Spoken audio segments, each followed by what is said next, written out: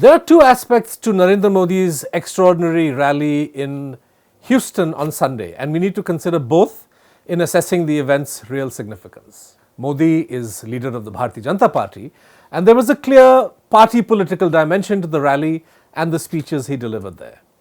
But he is also the Prime Minister of India, and thus the event had a definite diplomatic and strategic dimension as far as the country and its relationship with the United States is concerned.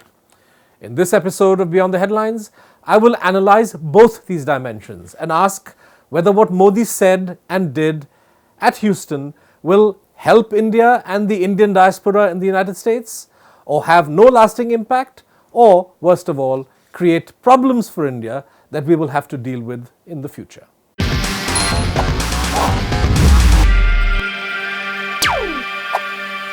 Let's start by examining the domestic aspects of the rally and Modi's remarks there. Speaking personally, I was struck by three jarring elements in what was otherwise a pretty standard speech full of praise for himself and his achievements. First, the dissonance between what the Sangh Parivar says and does to diversity in India. Basically, they resent it and are doing their best to flatten out all our identities, and Modi's words of praise for the linguistic, religious, and even culinary diversity of India. Second, the manner in which he sprinkled salt on the wounds of the Kashmiris, still reeling from mass arrests and the lockdown that has seen them cut off from the internet and mobile phones for the past 45 days. There was no attempt to pay even lip service to their plight.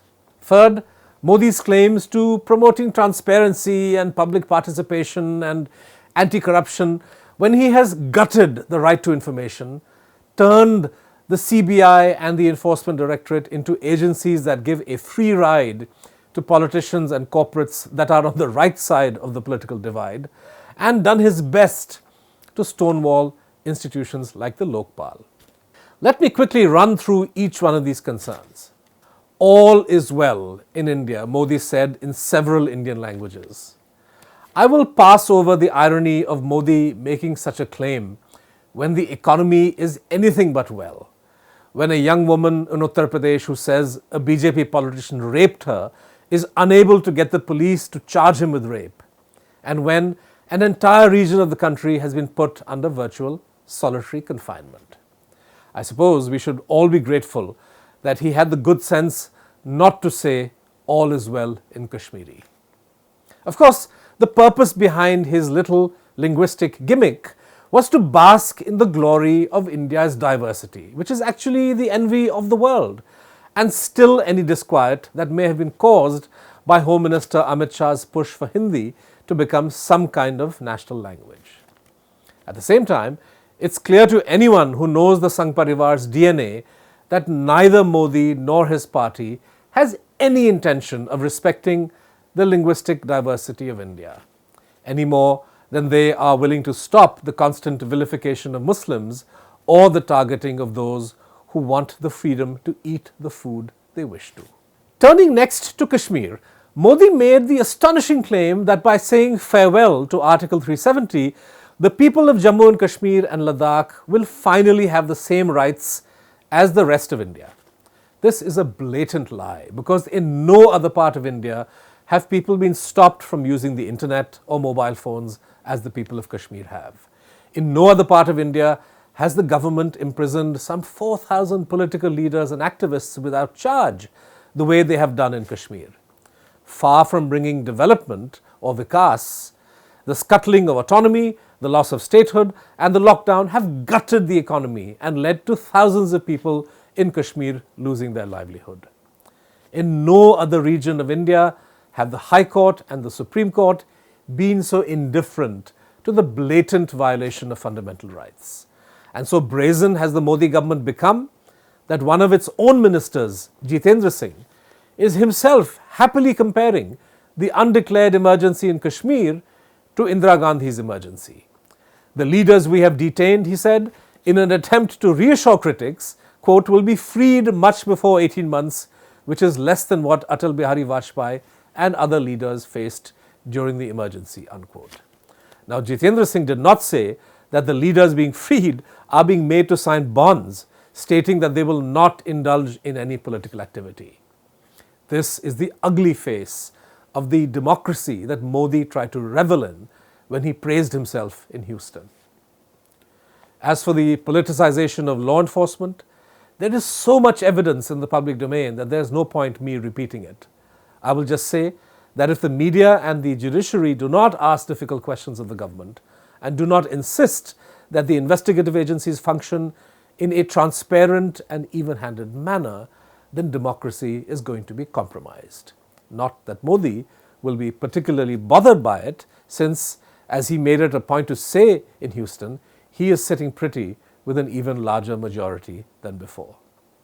So net-net, as he has done in his earlier interactions with NRIs before, Modi used Houston as a grand prop for his domestic political agenda. Well, good luck to him with that. But since he is also the Prime Minister, we need to understand the diplomatic consequences of this kind of political grandstanding on foreign soil, and that's what I want to turn to next. India's relations with the United States have been on the up and up since at least 2003. Beginning with the next steps in strategic partnership launched by Atal Bihari Vajpayee that year, through to the India-US civil nuclear agreement of the Manmohan Singh years, and the close defense and military ties of the Manmohan and Modi period, this relationship has been characterized by four essential features. First, there is bipartisan consensus in both the US and India that the two countries ought to have good relations. This is not a Democratic or Republican project, or one in which the BJP and the Congress differ with each other. Second, the primary strategic driver for the US establishment is to pull India in as a partner to counter the rise of China. Now, there are some in India who find this prospect attractive, but there are others who remain wary of the risk that such bandwagoning entails. Third, while India would ideally like to engage in strategic promiscuity and would like to strengthen its relations with other world and regional powers, even as it works with the US, Washington believes India should accommodate American interests, especially when it comes to Iran, Russia, and other countries and issues. Fourth, while India believes in a broad-based economic relationship that allows India to play to its strengths, especially in the IT and pharma sectors, the US is singularly focused on weapon sales and deals and opportunities for American companies in the Indian market. At the best of times, these contradictory impulses make policy making a difficult task for any Prime Minister. But when you have the added element of unpredictability that President Donald Trump brings to the table, the challenge becomes even more acute. Given how polarizing a figure Trump can be in the US, most leaders around the world have been careful not to identify themselves too closely with the American president. Many, in fact, have actually sought to distance themselves from him. The two exceptions to this trend include our own Narendra Modi and Israel's Benjamin Netanyahu. Now, the Houston rally saw Modi emerge as Trump's campaign manager in the Indian American community as the US president prepares for what will be a difficult campaign for a second term. Of course, Trump reciprocated the gesture by lavishing fulsome praise on Modi, including the specious claim that he had pulled 300 million Indians out of poverty. Now, Trump is a clever man because batting for Modi in this fashion is a risk-free strategy for him. Modi will be in power till 2024, almost as long as Trump will be president if he wins the second term. And who knows, Modi may even help deliver the support of the 4 million strong Indian American community to Trump. So for him, it's win-win.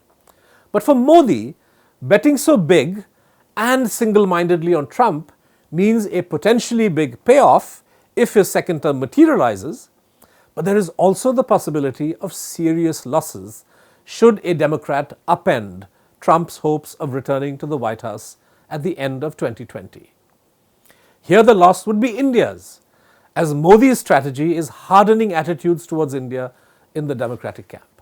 Worse, Trump knows the Indian side believes the US has done India a great favor by having the US president appear alongside Modi in Houston, and will continue to press for greater economic concessions as some kind of payoff.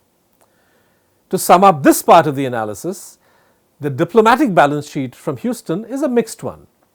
When the primary purpose of the event is political, in other words, to add further luster to Narendra Modi's domestic credentials, you cannot really hope to extract major diplomatic gains as well.